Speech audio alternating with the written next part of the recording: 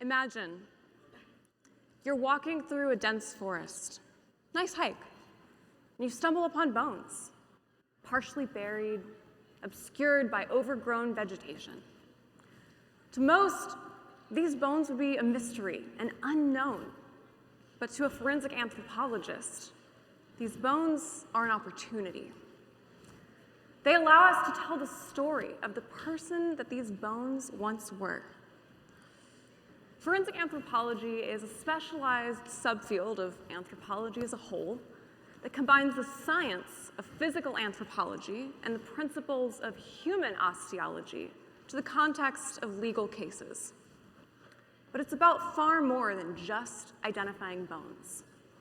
It's giving a voice to the voiceless, justice for the victims, and closure for their loved ones. Tonight, we're going to embark on a journey of discovery, learning how forensic anthropologists use these human bones as skeleton keys to unlock the elements of the biological profile. I'm going to teach you how various parts of the human skeleton can help investigators go from an unknown set of human remains to a positive identification. We'll look at ways to determine sex, age, ancestry, stature, diseases. All right, they want my volume up. All right. Thank you. All right, here we go. So, we'll look at ways to determine sex, age, ancestry, stature, diseases, trauma, and many other aspects that are meticulously analyzed by forensic anthropologists when we're working a case. Forensic anthropologists can play many roles in a medical legal death investigation. We are primarily asked to focus on helping to determine the identity of the deceased through the construction of what we call a biological profile. But we're also asked to help with a lot of other things: trauma analysis, interpretation of that trauma to help determine the cause and the manner of death. We look at estimation of the post-mortem interval, or the time since death. Sometimes we assist with the location and the excavation of clandestine grave sites. And sometimes we're asked, what even is this? Is this human or non-human? Now, importantly here, we don't work with fresh remains, and I do not look like this when I'm in the field. The majority of our forensic case work is skeletal remains, and that means that we work with remains in advanced states of decomposition. So we have to have a familiarity with the whole process of decomposition as well, and that means being comfortable with everything decomposition entails. I'm talking maggots, I'm talking purge fluid, and I'm talking the fact that you have a garage shower when you get home. But often, we start out with more questions than answers. We often don't even know where the remains are located when we're called to a scene. Are they on the surface? Are they buried? If they're buried, where? How deep? How long ago? In these cases, we work with law enforcement to locate these clandestine grave sites using geophysics and ground-penetrating radar and forensic taphonomy to try to find where this individual's been buried.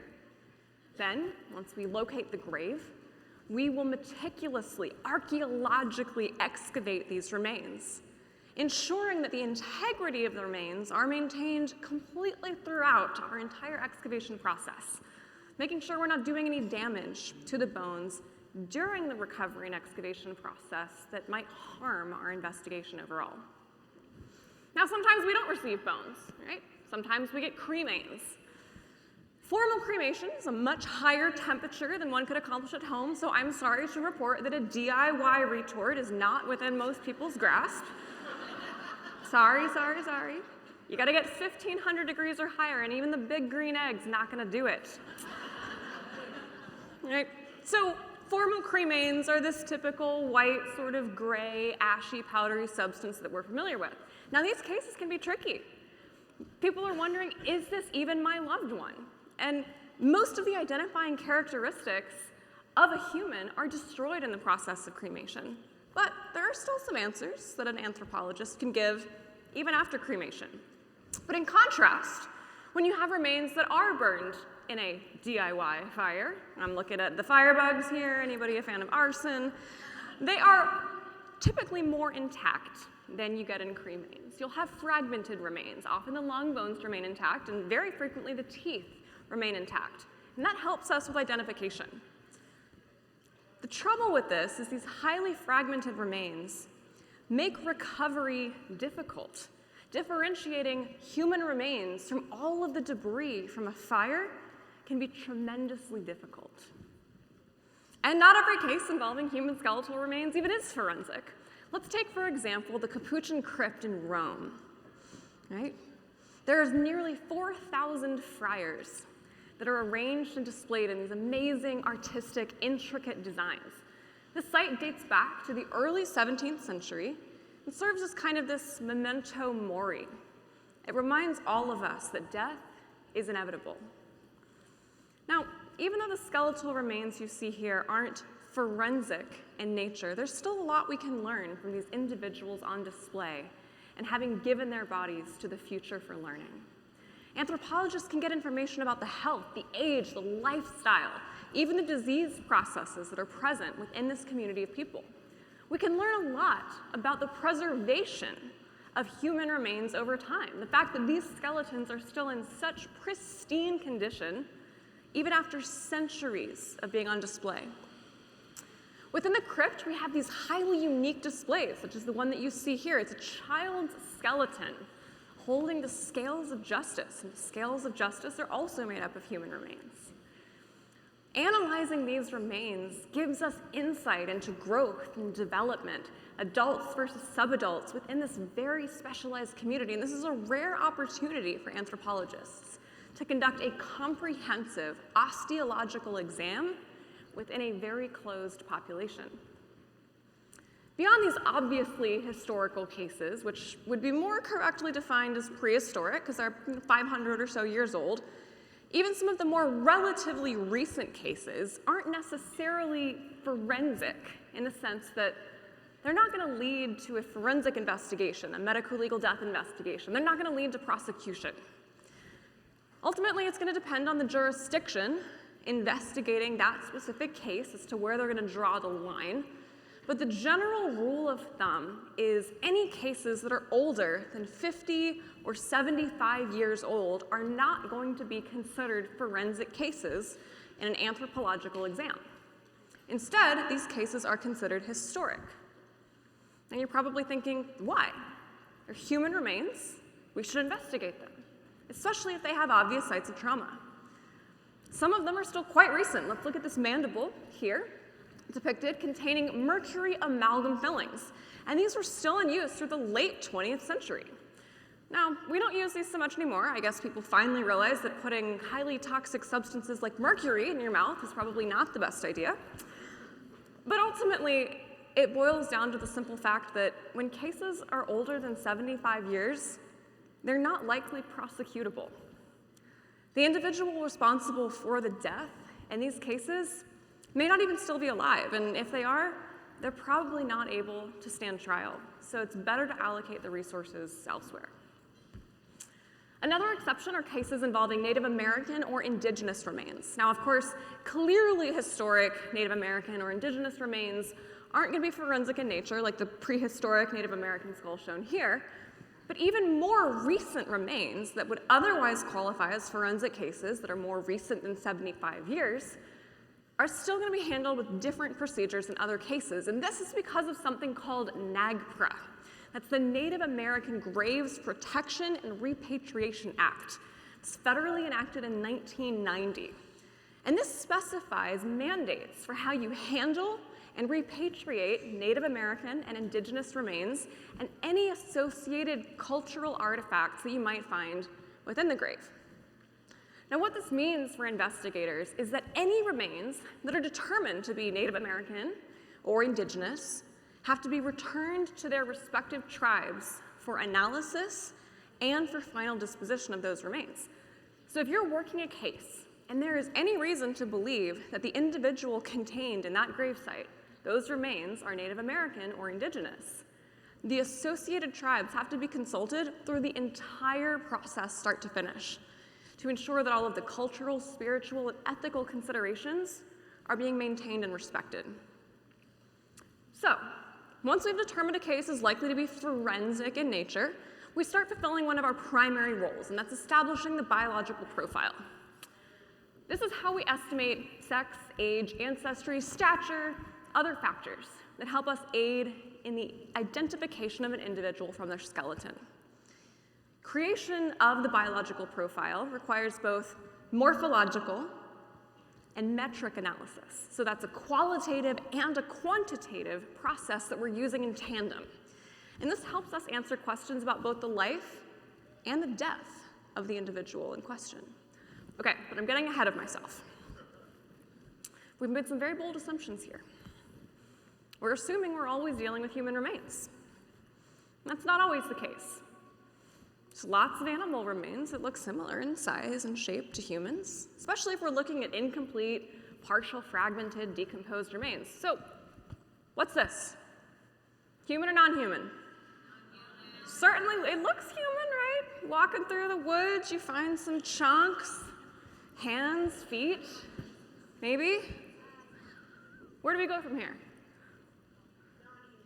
Non-human? Okay. Well, just like anything in forensics, let's compare. We compare a known to an unknown. It's a fundamental process in any of the forensic sciences. So we have this unknown item here on the left from the previous photo. Kind of looks like a hand, maybe. It might have the fingertips chopped off. Maybe somebody's cutting off fingertips, making sure we can't get prints. So let's take our unknown, let's compare it to a known human hand there on the right. There's numerous points of dissimilarity. The size and the shape of the joints, the articulation points. So you may not necessarily know what it is, but you know for sure what it's not. It's not human. Any guesses what we're looking at? Chimpanzee? Any other bold guesses? Sasquatch, I love it, that's the winner. So actually these are bear paws. I heard a couple.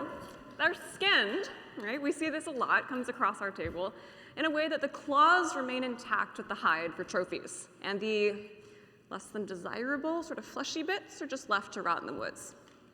Another really common item we come across is disarticulated long bones, and people discover these out hiking, their dogs might come home with them. Either way, they're really concerned because they look about the same sort of size and shape as human remains, especially when you're looking at bear or deer, which are two of the more common animal remains that are often mistaken for human remains. When you have whole bones, it's pretty easy. You look at the epiphyses, that's the rounded ends that represent those points of articulation in your joints, because those are most typically distinct between species.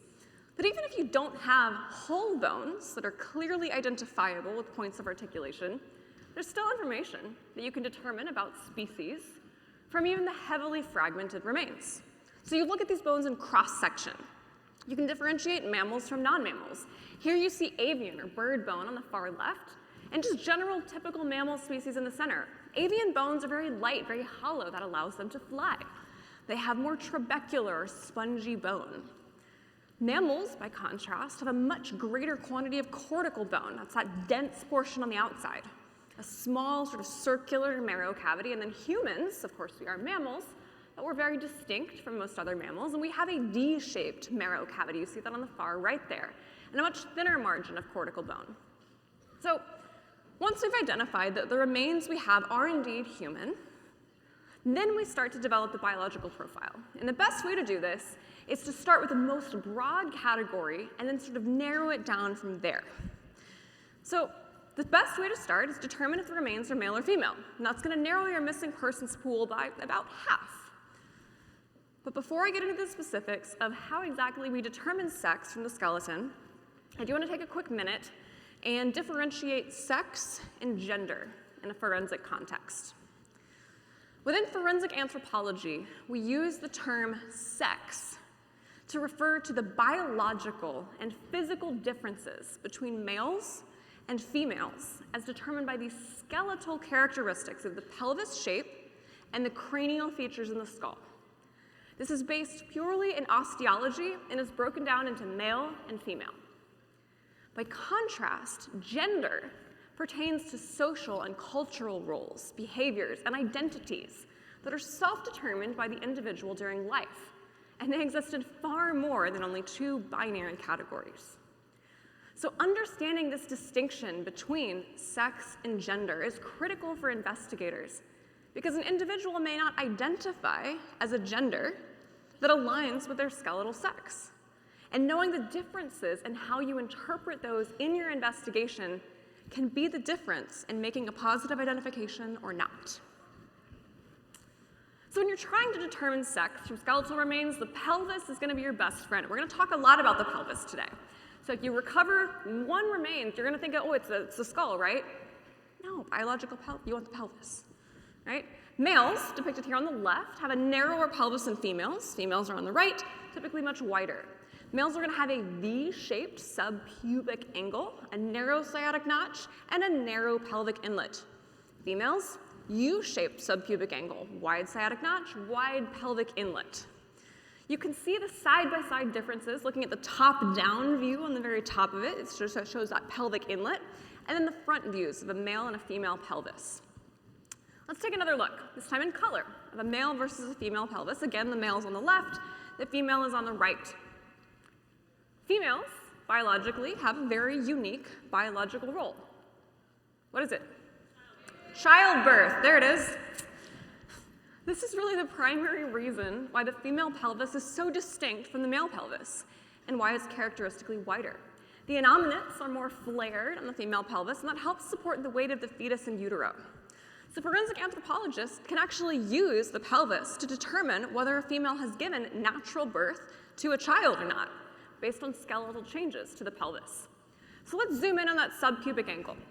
We have a female pelvis on top and a male pelvis on the bottom. The female pelvis has this very wide sort of U-shaped morphology in that subpubic angle, and the male pelvis is very narrow and V-shaped on that subpubic angle. Let's move into the sciatic notch. It's on the outer sides of the pelvis. Males left, females far right. Males are going to have a very, very narrow sciatic notch, just barely wide enough to fit your thumb into. On the other hand, females, much wider, typically 2 thumbs or more. Now the trouble becomes not everyone has a cleanly characteristic male or female pelvis, and the majority of people are going to have median characteristics morphologically. So we have to rely on metrics more than morphology when they're not on one extreme or the other. So beyond the pelvis, we can do some sex determination from the skull, but it's a lot less reliable. In a very general sense, males are what we consider robust. They have a lot of texture on their skulls. They have a square chin, large canines, a pronounced brow ridge, and a 90-degree mandible. Females are more gracile, smoother. Rounded chins, smaller canines, less pronounced brow ridges. Plastic surgery makes this real hard for us. And now, to complicate things even further, males and females, their skulls, look even different depending on their ancestral classifications osteologically. So let's get into that. So once you've narrowed down your missing persons pool into either male or female, the next main broad category you want to look at is ancestry. For that, let's stick with the skull, all right? So fortunately or unfortunately, depending on how you want to look at it, there's only 3 ancestral classifications that we can determine from the skeleton. We've got European, African, and Asian.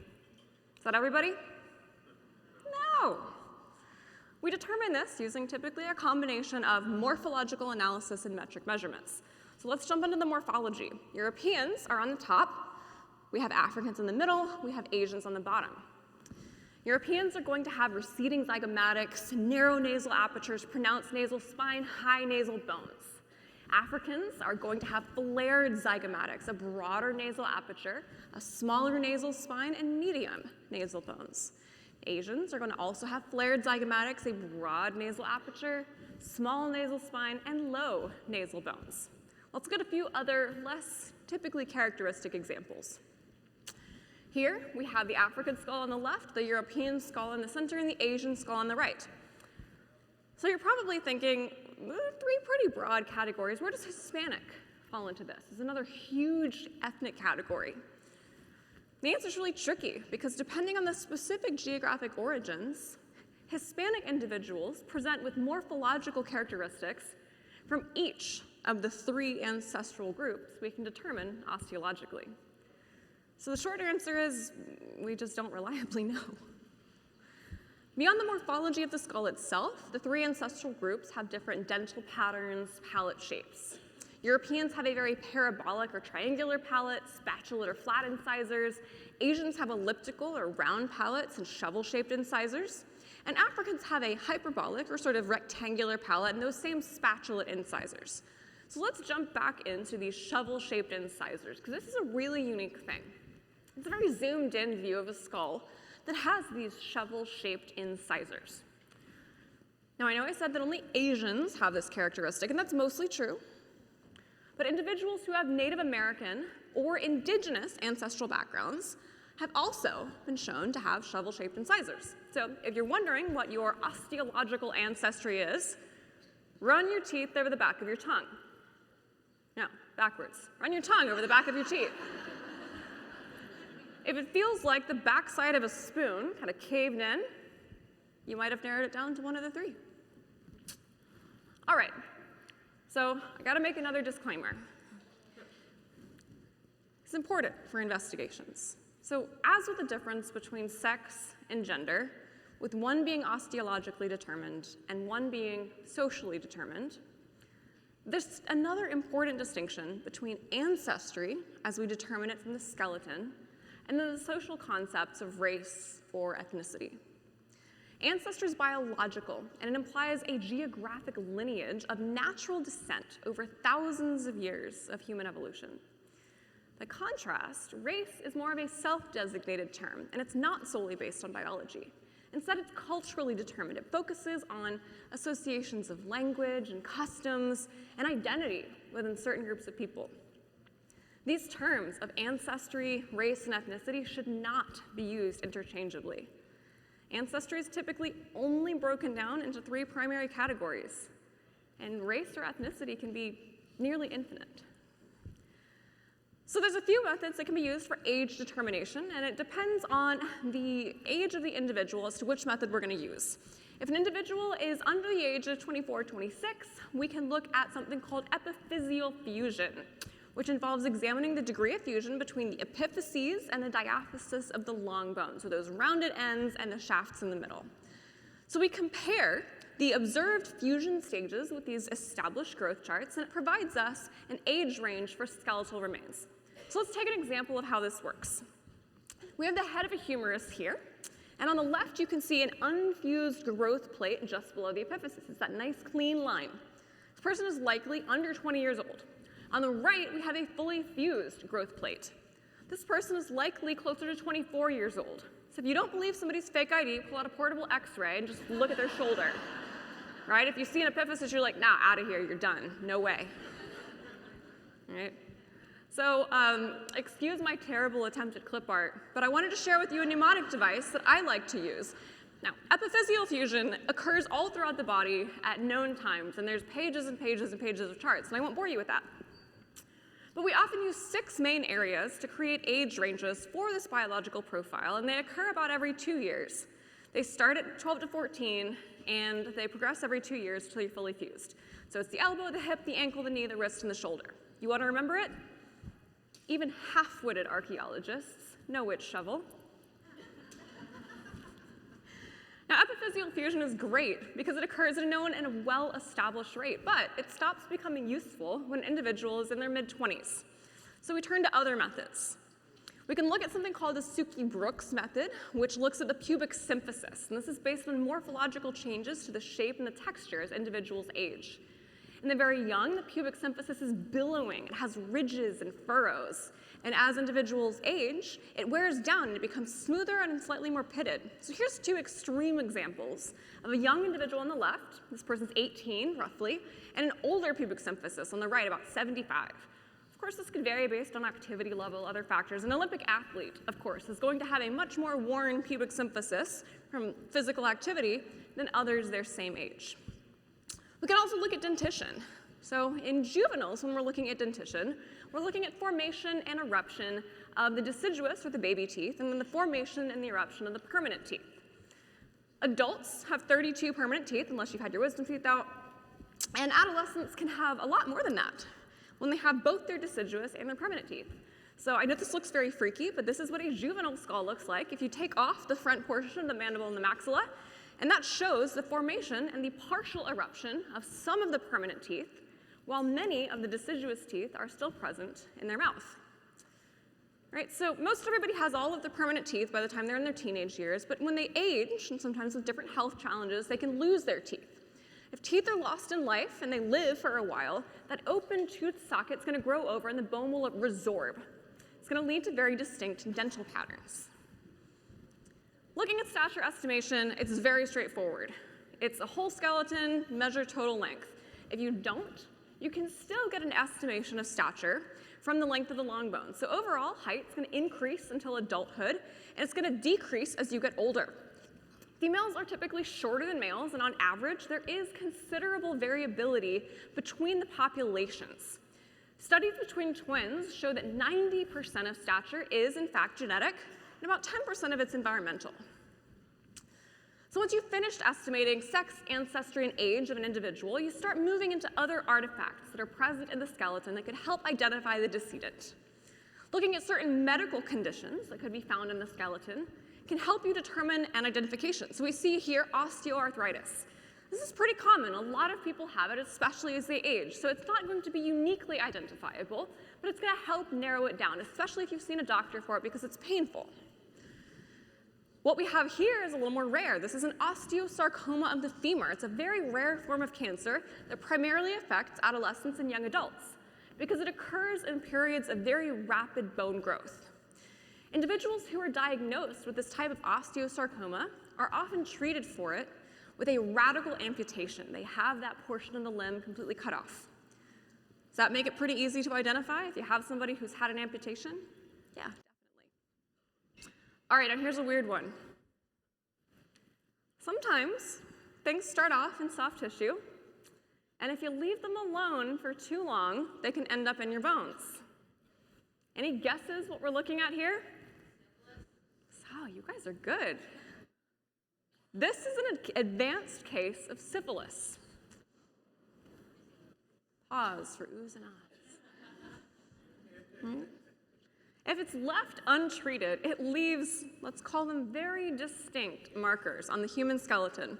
We call these gummatous lesions. What also happens is the periosteum, that casing around your bones, thickens and hardens.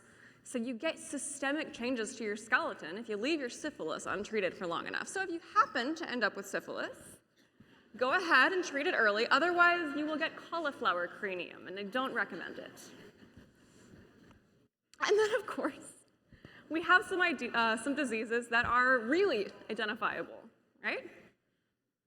This is a case of Proteus syndrome, and a lot of people are probably familiar with this case. This is the skeleton of Joseph Merrick, also known as the Elephant Man.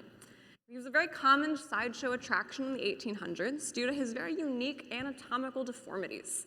It's present in both his soft tissues, but it was also present in his bone. His remains actually came to our lab for some subsequent analysis trying to determine if it was, in fact, Proteus syndrome. Fewer than 200 cases have ever been diagnosed worldwide as far as the medical literature is aware, and fewer than 100 of them are still alive today.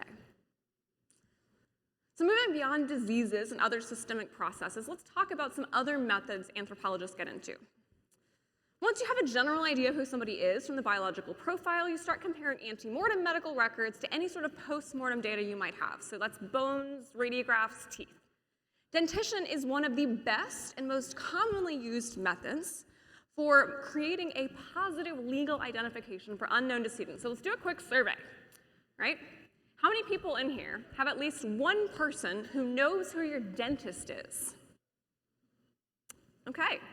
Well, the good news for those very select few of you, if your skeletal remains happen to turn up in the woods, you're much more likely to be quickly identified. And for everyone else who did not raise their hand, you now have a homework assignment. Go home and tell someone who your dentist is and get some updated x-rays because, I need something to compare it to. Dental restorations can be very unique, and even more so now that we have computer technology and AI and assisting with the creation of these very custom dental implants. Fillings, crowns, veneers, implants, really anything a dentist is putting in your mouth can be used for comparison between an ante-mortem and a post-mortem record. And beyond these dental implants and restorations, really any medical device can be helpful in aiding human identification. Most of them have serial numbers, right? So we trace back to the manufacturer. The manufacturer is going to keep records of which hospital they sold the products to. The hospital should in turn say who received that unique implant. So you could pretty easily get a positive ID if someone has a surgical implant. And it's not just health-related implants that can be used for identification. There's others. Cosmetic surgical implants, we're going to call them that, should also have serial numbers. But I have a word of caution for everybody. If you are looking to get any sort of plastic surgery, do not always go for the cheapest option. We had a case a few years back where an individual turned up very heavily decomposed, but her breasts were still intact. So we were very excited. We're like, score, serial numbers. We got this ID. So we contact the manufacturer. They said, oh yeah, we sold it to this practice. This is a doctor. We got the ID. So we tried to reach out to the next of kin. And we discovered that the individual whose remains we thought we had was very much alive because she answered the phone. We're like, well, congratulations on being alive, but we have your boobs. So it turns out she had her first set of implants removed, and the doctor that did the removal sold them to another individual, gently used. Excellent condition. Gently used. The moral of the story here, guys, you get what you pay for. All right, now at this point in the investigation, hopefully you've made a positive legal ID from hopefully an original set of breast implants or something else. You're looking at the biological profile and other identifying characteristics. So then you want to turn to trauma analysis. You're going to want to look at distinctions between antemortem trauma, perimortem trauma, and postmortem trauma. Antemortem trauma is going to have signs of healing. It's an injury that occurred during life, and it's not typically associated with the death event specifically. So perimortem trauma, you're going to see that depicted here on the left, at or around the time of the death event. It's going to have these sharp edges and cleaner margins compared to postmortem trauma, which is shown on the right. Postmortem trauma typically occurs after death and after decomposition, so usually it is not associated with the death event. So let's take a couple examples of antemortem trauma. Here's a fully healed but improperly reset tibia and fibula fracture. It can provide information about a traumatic incident that the victim might have had during life. So these types of fractures are very common in blunt force traumatic injuries, looking at car crashes, but they can be from other causes as well. So you see the healed fractures on the left, and then you have the same bones of a non-injured individual on the right that was about the same height. You can see those ones on the left have very significant defects. This individual probably didn't receive proper medical care immediately after the injury, which is why these bones were poorly reset and then eventually poorly healed. This person probably walked with a limp and probably sought medical care for resulting pain, which of course would give us antemortem x-rays that can be used for comparison. Healed fractures that are visible in postmortem remains are going to also be able to be compared to any antemortem radiographs for identification.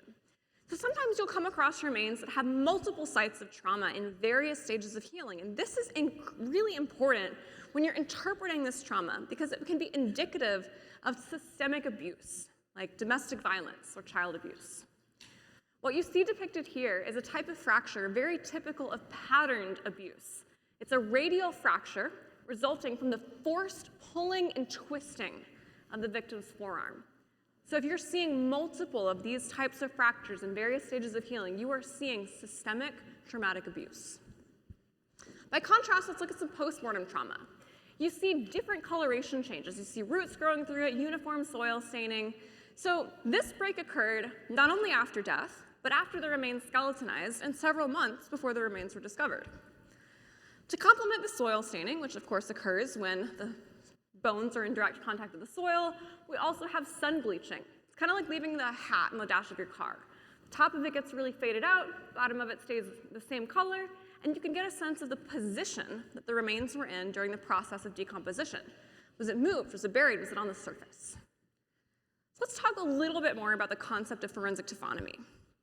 Let's typically defined as a study of post-mortem changes to human remains. So decomposition, environmental effects, human-animal interactions. But it's a symbiotic relationship between the process of decomposition and the environment in which decomposition is occurring. We often look at post-mortem interval, aspects of environmental change, even forensic botany, looking at moss growth, can help us determine time since death. But it's important to distinguish between taphonomy and trauma in the context of a forensic investigation. Taphonomy occurs post-mortem, and it gives us insights into this post-death environment and can help us estimate time since death. Trauma, on the other hand, is ante-mortem and peri-mortem, helping to establish patterns of injury that might have been sustained over time, and then peri-mortem trauma associated with the death event itself. Peri-mortem trauma can help us determine cause and manner of death. So differentiating these types of taphonomic versus traumatic injury analysis plays a really critical role. Scavengers will also scavenge on long bones. They'll sometimes chew those epiphyseal ends to get to the marrow cavities, and this results in very distinctive markings. These punctures, pits, and grooves caused by the teeth. They may have gnawing. So that may make trauma analysis challenging. Simply seeing cut marks on bone doesn't necessarily mean it's evidence of trauma. It's not necessarily forensic related. What we see here, yes, there's cut marks. It's not anything macabre. This individual had an autopsy.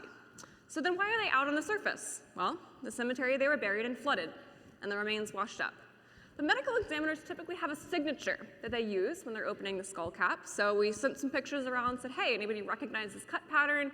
One of the MEs said, yep, that's mine. We were able to then trace the records back, re-identify this person, and return the remains to their family. So cut marks, not always forensic. In contrast, some cut marks are absolutely forensic and indicative of peri-mortem trauma. What we see here are chop wounds to a skull resulting from machete injuries. They present with both sharp force and blunt force traumatic injuries, so this is a very unique type of injury to the skull, showing sharp and blunt force trauma. Taphonomic change in the form of weathering and erosion is sometimes misinterpreted as trauma, and that's what happened in the mandible here. We see tooth loss, and that's totally normal taphonomic change for single-rooted teeth. They just fall out. But they're concerned about the texture of the bone. They said, well, maybe somebody tried to dissolve it in acid. No. This is simply what happens when remains are exposed to sandy water, like you'd find in a beach or a riverbed. It's kind of like wet sanding your bones. It just changes your texture. Has anybody ever thought about trying to dispose of a body by filling your bathtub with sulfuric acid and putting a body in it? Just me? No. Okay, well, either way, pro tip, it doesn't actually work as well as you might think. It's great at dissolving skin. Ask me how I know. Muscle, soft tissue, wear really good gloves. They sell them at Lowe's. Right? But when it comes to bone, sulfuric acid is just not going to cut it. And that's what happened in this case. Plenty of bone left. It just kind of pitted the overall texture, and it dissolved the surface enamel on the teeth. Interesting, though, dental restorations, the veneers, the crowns, untouched by the acid bath. So that's why it's safe to pour into your bathtub. All right, I'm going to finish up. One last quick case study. So most cases, we're looking for very unique ante-mortem characteristics to help identify an individual. But simply having an unusual feature, even if it's a 1 in a million, doesn't necessarily mean your remains are identifiable. So what we have here is a case that washed up on a beach in South Florida in the early 1990s and was transferred to our lab for analysis. There's definitely something going on here. We have some clear evidence of ante-mortem, let's call it surgical intervention, skull, cut marks, some attempts at reconstruction. And interestingly, you can see this individual survived this procedure for a little while because there's some evidence of bone resorption and healing along the edges. So what are we even looking at? Well, this is a very crude attempt at a bone patch from some unknown medical procedure. Procedures of this nature, where they take off portions of the skull to access the brain, aren't all that unusual, but this method of reconstruction is very unusual because instead of using the individual's own skull, putting it back in place, or using synthetic bone grafts, the physicians used aluminum mesh, like you'd use for a screen door or a window, and plaster, like you would use for drywall. to reconstruct this individual's skull. So despite over 3 decades of inquiry and investigation, we have yet to be able to identify this individual. So if anyone knows of a clinic that might have used these materials for brain surgery, please come find me after the presentation because I'd love to chat with you. All right, so I'm out of time, but this has represented a very brief glimpse into the methods that forensic anthropologists can use to create the biological profile and explain to you how we use these skeleton keys to unlock the mysteries of human identification. We take a lot of pride in the work we do. I know I do, and I always strive to give a voice to the voiceless. As it turns out, it's like Dr. Bill Maples, our UF Center's namesake, once said, "Dead men truly do tell tales." Thank you.